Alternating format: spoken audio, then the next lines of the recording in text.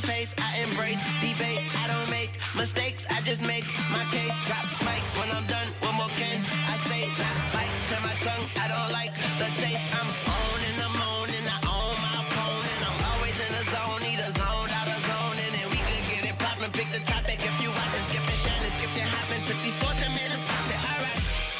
Undisputed. Undisputed. We are live from Los Angeles. I'm Jenny Taft here with Skip Bayless, Shannon Sharpe. Good morning. You're at the Laugh Factory. Yeah. Yeah, we're already laughing. What'd you get, Skip? Yeah. What'd you get over the last week or so? What'd I get? Yeah, what'd you get? I don't know what you're talking about. What did you gift yourself? Gift myself? Yeah. I don't know what you're talking Yeah, about. you know what I'm talking about. But I know what you got. Yeah? I'm going to catch you coming up Avenue of the Stars. Oh, you're in my car. Yeah. Oh. Yeah. You're going to catch 755 horsepower? Well, I might get me one. And I have stick shift. I don't drive your automatics. Well, I'm old school. I shift myself. No. Well, I might get me one. Yeah. Yeah. Get you what? Get me a ZR1. Yeah. A blue one. Get a new one, and I'll blow you off the road. No. The new one look like a Ferrari. Thank you. Thank you. But it looked nice, though, Skip. Yeah, I'm thank surprised. you. I was like, I think Skip's going to like this one. Yeah, But I think so. I'm having flashes of the two of you racing down the 405. It won't be In much the one. dark. It wouldn't be much of one. Yeah. We will save that for What would you another be day. in? Don't worry about it. A jet? A spaceship. We'll get to that, I'm sure. We got a lot to get to on today's show. Tom Brady is about to be 42. Good old Tom. But is he better than ever? And is Baker Mayfield already an elite quarterback? Yeah, but we are going to start with Ezekiel Elliott. We have reached day 4 of his holdout. Stephen Jones says that Zeke has received a, quote, solid offer. But NFL Network reports Zeke's side has not given a counteroffer. He reportedly wants more than the deal Todd Gurley signed last year for nearly $15 million per year. But one NFL executive told Yahoo that teams believe the Rams overpaid for Gurley, and most teams are only willing to pay a great running back about $12 million per year. Shannon, should the Cowboys make Zeke the highest paid running back? Absolutely. And Skip, this is how it normally works. Whether or not you think Zeke is the best running back, normally the last guy that gets paid, that's the guy that makes the most money. Do I think Russell Wilson is the best quarterback in football? No. Do I think Carson Wentz is the best quarterback in football? No. But they were the last guy to sign, so they get the most money. And you know what's going to happen, Skip? The next quarterback that signs, he's going to get more money than the previous 2 or 3 guys that signed. That's just the way it works. The problem that I have is that when people says, well, they overpaid Todd Gurley. Don't worry about that. I remember when I was going through my contract negotiations, Skip, I didn't worry about what Tony Gonzalez made. I didn't worry about what Ben Coates made because their value to their team and my value to my team was something entirely different. Zeke is it. This is how they offense generate. Everything runs through Ezekiel Elliott. So his value might be a little more than what Todd Gurley's value is to the to the LA Rams. So don't be worried about, well, they paid him too much. No, you can't put a number on Zeke. I don't have a problem with Zeke holding out and the other 2 guys that are in line for contracts, the Amari Coopers and the Dak Prescott, because this is what we know, Skip. In his first 3 years, Ezekiel Elliott will take more punishment than Amari Cooper will take over the life of his career. He's taking more.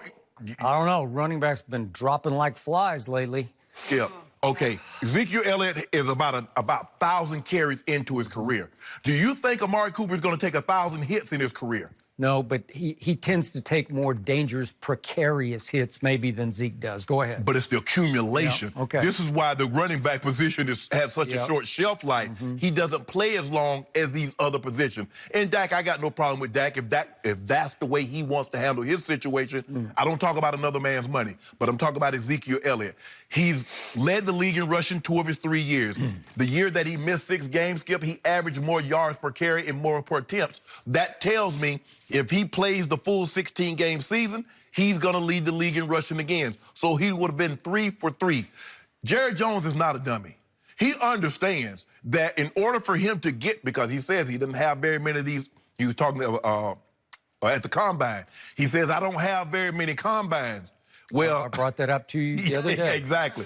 So if he doesn't have that many combines, Skip, he has even fewer chances at a Super Bowl. Yep. And he knows in order to get to where they want to be, he needs everybody on that roster healthy, and happy.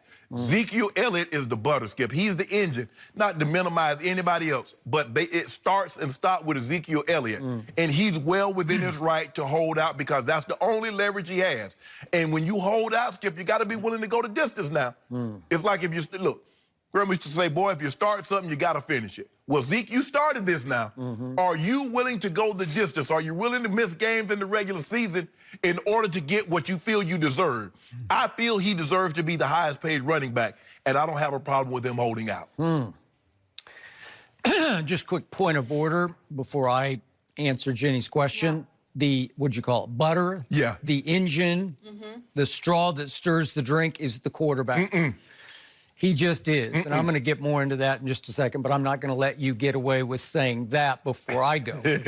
So here's the biggest problem that Jerry Jones faces as we speak. Todd Gurley did not deserve Todd Gurley money. Period. End of story. I mean, he didn't deserve it. The Rams made a monumental mistake, and the Rams absolutely wrecked the running back market that now Jerry Jones has to cope with on his home front and his own front. The problem is that the Jets didn't help this either because obviously the market had dried up for Le'Veon Bell. And the Steelers, remember, that they were saying the same thing Jerry's saying. They said no to Le'Veon. Okay. He wanted that kind of money, and he held out the whole year last year because he wanted Todd Gurley money. And the Steelers said, that is insane. No, we're going to draw this line in our sand. We're not going to cross the Todd Gurley line because the Rams shouldn't have crossed the Todd Gurley line. So the market drives up for Le'Veon, and Jerry's watching. You know, he says a lot of dumb things, but he ain't stupid when it comes to cap wizardry and ranking players. So he watched nobody offer Le'Veon anything until the Jets panicked and bidding against themselves. They gave Le'Veon $13.1 million a year to Todd's $14.4. And I love Todd Gurley, and this is no insult to him, no disrespect to him personally. We've had him on the show. He's a really good young man, but he didn't deserve $14.4. I have no idea what they were thinking, but they leaped over the cliff when they gave him that money, and they're going to pay long-term for giving him that much money. You do know how this could be perceived as collusion, where the NFL, where the owners get together and says, we want to suppress the running back market, and this is as high. That's not collusion. That's just the market setting itself. Okay, with the market. That's devaluing the running back position. Well, the Rams didn't. Okay, I just said they wrecked it. But you can't say because they paid what they felt the value of the guy they had, you can't say they wrecked the market. Okay. You worry about your guy. Okay, but you said you never worried about what anybody else got. And so Jerry's with you on that. He's saying, I can't worry about what those fools gave that running back, right? Right. I've got to give mine what he's worth to us. Okay. And he ain't worth no $14.4 million. Okay, well, that's what's happening right here, right now. I'm not even sure they think he's worth $13.1 that Le'Veon got. And I'm going to remind you, Adam Gase was furious with Mike McCagnon, who is no longer the GM of the Jets, for giving Le'Veon that money when nobody else was willing to pay him that money. So again, the market got set, and then it got set again. So here we go now. No running back. Remember what the great Mel Kiper said for years? It's not that he goes to dime a dozen, and he ate his words a little bit on Zeke, because I love Zeke, and I believe in Zeke, but I don't believe in him to the tune of 4 years and $57 million. What did he get? $45 million guaranteed? That's insanity. That could wreck the Cowboys' chances of winning the Super Bowl if you go beyond Todd Gurley money. Skip, what that tells me is that you ever see a running back get that kind of money with Tom Brady?